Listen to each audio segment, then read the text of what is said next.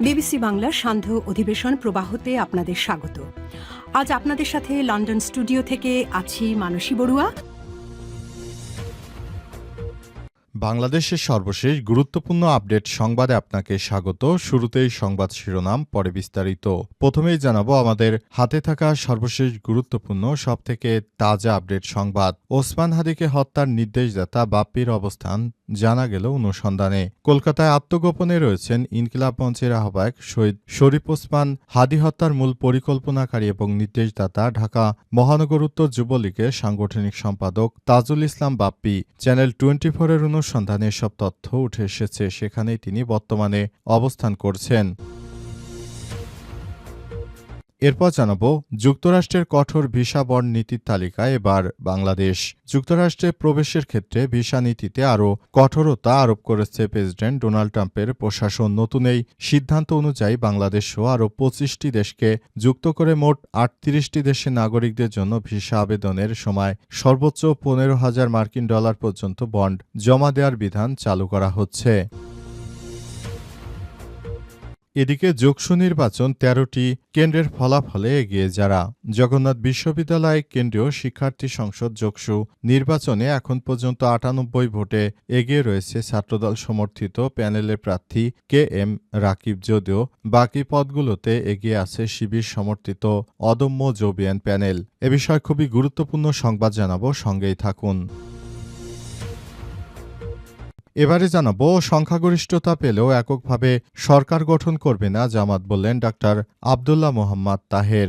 বাংলাদেশ জামাত ইসলামের নায়েবে আমির সৈয়দ আব্দুল্লাহ মোহাম্মদ তাহির জানিয়েছেন, আমরা যদি এককভাবেও ভোট পেয়ে তারপর অংশগ্রহণ করি, তারপরেও এককভাবে আমরা সরকার গঠন করব না। আমরা সব দলের অংশগ্রহণের মধ্য দিয়ে আমরা সরকার গঠন করতে চাই। তিনি আরও বলেছেন, যাতে করে দেশের অভ্যন্তরে লেভেল প্লেইং ফিল্ড নিশ্চিত হয়। আর মনে হচ্ছে একটি আবারও সাজানো পাতানো নির্বাচন দেওয়ার চেষ্টা করা হচ্ছে, তবে এ বিষয়টি হলে জনগণ সেটিকে প্রতিহত করার ঘোষণা দিয়েছে। এবং সর্বশেষ জানাবো মসজিদ কবরস্থানের স্থাপনা ধ্বংসে 17 বুলডোজার, দিল্লিতে ব্যাপক সংঘর্ষ। ভারতের দিল্লির লামলীলা ময়দান এলাকায় একটি মসজিদ ও কবর স্থান সংলগ্ন স্থাপনা অবৈধ বলে অভিযোগ এনে ধ্বংস করেছে স্থানীয় হিন্দু প্রশাসন। তবে স্থাপনাগুলো অবৈধ নয় বলে জানিয়েছে মসজিদের ব্যবস্থাপনা কমিটি। এমন পরিস্থিতিতে এলাকায় ব্যাপকভাবে সহিংসতা ছড়িয়ে পড়েছে। সেখানে নরেন্দ্র মোদী সরকার বিভিন্ন মুসলিমদের স্থাপনা এক এক করে গুড়িয়ে দিচ্ছে। প্রিয় দর্শক, এতক্ষণ শুনছিলেন সংবাদ শিরোনাম, এবারে বিস্তারিত। তবে তার আগে বন্ধুরা অনুরোধ থাকবে এই সংবাদটিতে একটি লাইক দিন। এই চ্যানেলে আপনি নতুন হয়ে থাকলে আমাদের সংবাদটি দেখতে দেখতে চ্যানেলটি সাবস্ক্রাইব করে রাখুন। কমেন্ট করে বন্ধুরা আপনার মূল্যবান মতামত জানিয়ে দিন আপনি বিশ্বের কোন দেশ থেকে বা বাংলাদেশের কোন স্থান থেকে আমাদের সংবাদটি দেখছেন এবং শুনছেন। আর বন্ধুরা সংবাদটি আপনার সোশ্যাল মিডিয়া ফেসবুকে শেয়ার করে বন্ধুদেরও দেখার সুযোগ করে দিন। গাজা যুদ্ধে আপনি যদি নিরীহ ফিলিস্তিনিদের ভালোবেসে থাকেন, কমেন্টে ইয়েস লিখে বিশ্ববাসীকে জানিয়ে দিন। এবারে বিস্তারিত। ওসমান হাদিকে হত্যার নির্দেশদাতা বাপ্পির অবস্থান জানা গেল অনুসন্ধানে। কলকাতায় আত্মগোপনে রয়েছে ইনকিলাব মঞ্চের আহ্বায়ক শহীদ শরীফ ওসমান বিন হাদি হত্যার মূল পরিকল্পনাকারী এবং নির্দেশদাতা ঢাকা মহানগর উত্তর যুবলীগের সাংগঠনিক সম্পাদক তাজুল ইসলাম বাপ্পি। চ্যানেল 24-এর অনুসন্ধানে উঠে এসেছে সব তথ্য। জানা গেছে পুলিশ পরিচয়ে শহরের বাজারহাটের ওয়েস্ট বেড়াবেড়ি মেঠোপাড়া এলাকার ঝনঝন গলির একটি বাড়িতে প্রথম তলার 8টি ফ্ল্যাটে অবস্থান করছেন মিরপুর এলাকার সাবেক এই ওয়ার্ড কাউন্সিলর। হাদি হত্যাকাণ্ডের তদন্ত শেষে 17 জনের বিরুদ্ধে অভিযোগপত্র দিয়েছে ঢাকা মহানগর গোয়েন্দা পুলিশ ডিবি। মঙ্গলবার 6 জানুয়ারি বিকেলে ডিএমপির মিডিয়া সেন্টার থেকে সংবাদ সম্মেলনের মাধ্যমে সব তথ্য জানানো হয়েছে।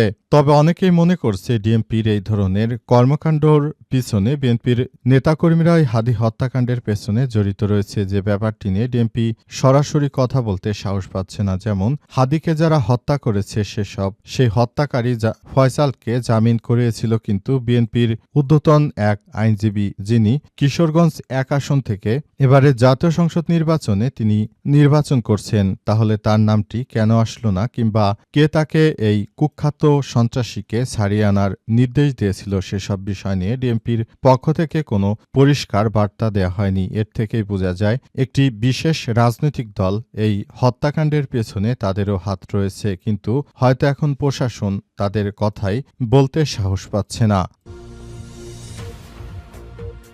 যুক্তরাষ্ট্রের কঠোর ভিসা বন্ড নীতির তালিকায় এবার বাংলাদেশ। যুক্তরাষ্ট্রের প্রবেশের ক্ষেত্রে ভিসা নীতিতে আরও কঠোর শর্ত আরোপ করেছেন প্রেসিডেন্ট ডোনাল্ড ট্রাম্পের প্রশাসন। নতুন সিদ্ধান্ত অনুযায়ী বাংলাদেশসহ আরও ২৫টি দেশকে যুক্ত করে মোট ৩৮টি দেশের নাগরিকদের জন্য ভিসা আবেদন সময় সর্বোচ্চ $১৫,০০০ পর্যন্ত বন্ড জমা দেওয়ার বিধান চালু করা হচ্ছে। মার্কিন পররাষ্ট্র দপ্তরের ওয়েবসাইটে প্রকাশিত এই তথ্য অনুযায়ী নতুন তালিকাভুক্ত দেশগুলোর ক্ষেত্রে এই নীতি আগামী ২১ জানুয়ারি থেকে কার্যকর করা হবে। আজ এক প্রতিবেদন এই তথ্য জানিয়েছে বার্তা সংস্থা রয়টার্স। নতুন নীতির আওতায় তালিকাভুক্ত দেশগুলোর যে কোনো নাগরিক যদি পর্যটন বা ব্যবসায়িক ভিসা B1 বা B2 পাওয়ার জন্য অন্য সব শর্ত পূরণ করেন, তাহলে ভিসা ইন্টারভিউয়ের সময় তাকে ৫,০০০ থেকে ১০,০০০ পর্যন্ত অথবা সর্বোচ্চ $১৫,০০০ বন্ড দিতে হবে। বন্ডের নির্দিষ্ট পরিমাণ নির্ধারণ করা হবে ইন্টারভিউয়ের সময় এবং আবেদনকারীদের যুক্তরাষ্ট্রের ট্রেজারি বিভাগের অনলাইনে পেমেন্ট প্ল্যাটফর্ম pay.gov.us এর মাধ্যমে অর্থ জমা দিতে হবে। এই তালিকায় বাংলাদেশ ছাড়াও আফ্রিকা, লাতিন আমেরিকা ও দক্ষিণ এশিয়ার বহু দেশ অন্তর্ভুক্ত করা হয়েছে। উল্লেখযোগ্য দেশগুলো হচ্ছে Algeria, Angola, Antigua, Barbuda, Benin, Bhutan, Botswana, Burundi, Cabo Verde, মধ্য আফ্রিকান প্রজাতন্ত্র, Cote de Ivory Coast, Cuba, Djibouti, Dominica, Fiji, Gabon, Gambia, Guinea Bissau, Malawi, Mauritania, Namibia, Nepal, Nigeria, Sao Tome ও Principe, Senegal, Tajikistan, Tanzania, Turkmenistan, Tuvalu, Uganda, Venezuela, Zambia এবং Zimbabwe. এদিকে ভেনেজুয়েলার এই তালিকায় রয়েছে দেশটির প্রেসিডেন্ট নিকোলাস মাদুরোকে সম্প্রতি যুক্তরাষ্ট্রের সেনাবাহিনী আটক করে নিয়ে গেছে। যোগসু নির্বাচন ১৩টি কেন্দ্রের ফলাফলে এগিয়ে যারা।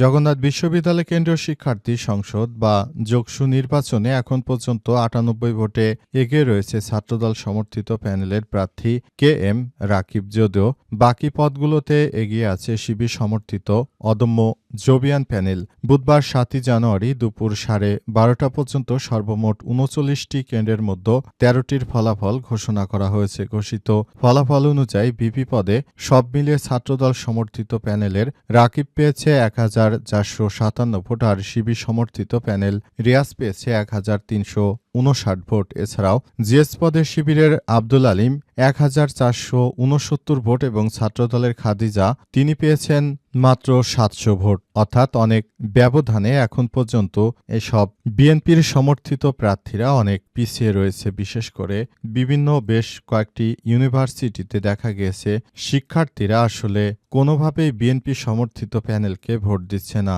এ কারণে তাই তারা অনেক বেশি পিছিয়ে পড়েছে। আগামী জাতীয় সংসদ নির্বাচনেও ফলাফলের রেশিও এমনটাই হতে পারে, কারণ বিএনপিকে হয়তো অনেকেই ভোট নাও দিতে পারে, কারণ তাদের চাঁদাবাজি রাহাজানিতে অতিষ্ঠ হয়ে পড়েছে বাংলাদেশের কোটি কোটি মানুষ। অবস্থায় বিএনপিকে আগামীতে ভোট দিবে কি দিবে না সেই বিষয়টি এখন দেখার বিষয়। অনেকেই মনে করছে এর আগে বাংলাদেশকে দুর্নীতিতে বেশ কয়েকবার চ্যাম্পিয়ন করেছে বাংলাদেশে বিএনপির ভারপ্রাপ্ত চেয়ারম্যান যিনি রয়েছেন, তিনি আগামীতে যেন বিএনপি এই সুযোগটি না পায় সেজন্য আগে থাকতেই শিক্ষিত জনগণ এখন অনেক বেশি সচেতন হয়ে পড়েছে। সংখ্যাগরিষ্ঠতা পেলেও এককভাবে সরকার গঠন করবে না জামাত ইসলাম, বললেন ডাক্তার আব্দুল্লাহ মোহাম্মদ তাহের। আসন্ন ত্রয়োদশ জাতীয় সংসদ নির্বাচনে সংখ্যাগরিষ্ঠতা পেলেও এককভাবে সরকার গঠন করবে না বাংলাদেশ জামাত ইসলাম। আজ সংবাদ সম্মেলনে এই তথ্য জানিয়েছে দলটির নায়েবে আমির ডাক্তার সৈয়দ আব্দুল্লাহ মোহাম্মদ তাহের। তিনি জানান, নির্বাচন যেহেতু ১১ দলের সঙ্গে সমঝোতা করে হবে, তাই সরকার গঠনও তাদের অংশীদারিত্ব থাকবে। আইনশৃঙ্খলা বাহিনী এবং প্রশাসন একটি দলকে বেশি গুরুত্ব দিচ্ছে বলে অভিযোগ করে তিনি বলেন, এর ফলে নির্বাচন প্রভাবিত হতে পারে এমন আশঙ্কা করেছে জামাত ইসলাম। ডাক্তার তাহের আরও বলেন, গত ১-২ সপ্তাহ ধরে সরকার ও আইনশৃঙ্খলা বাহিনী যেভাবে একটি দলের প্রতি ঝুঁকে পড়েছে, তাতে আশঙ্কা করা হচ্ছে আবারও একটি পাতানো নির্বাচন হতে যাচ্ছে কিনা। পাতানো নির্বাচন হলে দেশ ধ্বংসের দিকে যাবে। জামাতের নায়েবে আমির আরও জানান, অর্থাৎ তারেক রহমানের নিরাপত্তা অবশ্যই দরকার, কিন্তু প্রশাসন সবার প্রতি সমান দৃষ্টি দিচ্ছে না। এতে করে জনগণ তাদের কাছে সরকারের বৈষম্য স্পষ্ট হচ্ছে। সুষ্ঠু নির্বাচনের জন্য সব ধরনের সহযোগিতা এবং সেই সঙ্গে ইউরোপীয় ইউনিয়ন এর সর্বোচ্চ সংখ্যক পর্যবেক্ষক পাঠাবে বলে জানিয়েছে ডাক্তার তাহের। তিনি বলেন, ইউরোপ থেকে সর্বোচ্চ সংখ্যক পর্যবেক্ষক আসলে নির্বাচন সুষ্ঠু হবে কি হবে না সেই বিষয়টি আমরা জানতে পারব।